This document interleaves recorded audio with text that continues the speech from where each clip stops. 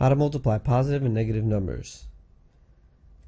We're going to use the integers. Integers are numbers that follow this pattern here. So 0, 1, 2, 3, negative 1, negative 2, negative 3. And these dots mean that if you continue this pattern, those numbers would also be integers. So numbers 4, 5, 6, 7, 8, those are all integers. And then negative 4, negative 5, negative 6, so on and so forth, those would all be integers as well. What is multiplication? Multiplication, such as what we have here, 2 times 3, is just a shortcut for repeated addition. So 2 times 3 means 3 plus 3. And the answer is just 6. What you're going to learn in this video is what the answer is to a positive times a negative. That is actually going to be the same thing as a negative times a positive, but in this video we're only going to look at this situation here. But whatever this answer comes out to be is going to apply to that as well. So the order in which we multiply a positive and a negative number doesn't really matter. And you're also going to learn what a negative times a negative is equal to as well. So let's look at our first problem. What is a positive times a negative? So we're going to be looking at this situation, a positive times a negative, but it's still going to represent the same answer for a negative times a positive. So again, the order in which you multiply does not matter. So I'm going to use this number line to help me explain what a positive times a negative is equal to.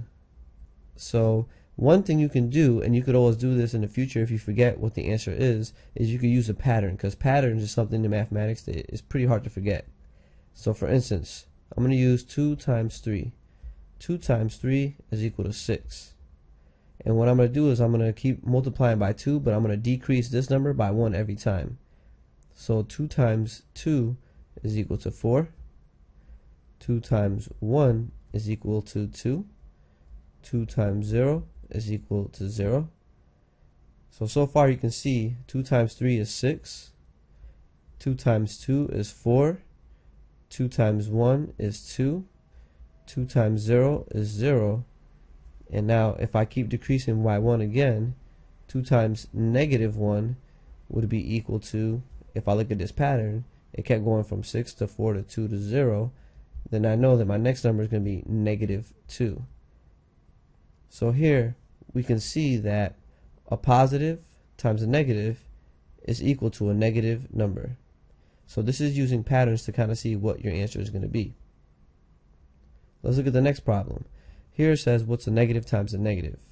In order to answer this question, what I'm going to do is use the number line again, and I'm also going to use the previous information we just learned. So we now know that a positive times a negative is equal to a negative. So I'm going to use that to build this next case. So what I'm going to do now is I'm going to do 2 times negative 3, which I know now that it's a negative 6, because a positive times a negative is a negative. And what I'm going to do now is decrease this number by 1 instead. So 1 times negative 3 is negative 3. 0 times negative 3 is equal to 0. So far you can see 2 times negative 3 is negative 6. 1 times negative 3 is negative 3. 0 times negative 3 is 0.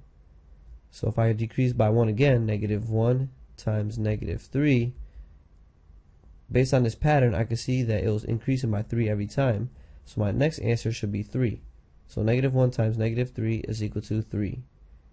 So what that shows me is that a negative times a negative is a positive.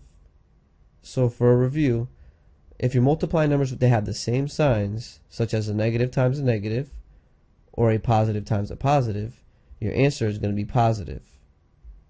If you're multiplying numbers with different signs, such as a negative times a positive or a positive times a negative, then your answer is going to be a negative. If you liked the video, leave a comment, give me a thumbs up, and don't forget to subscribe.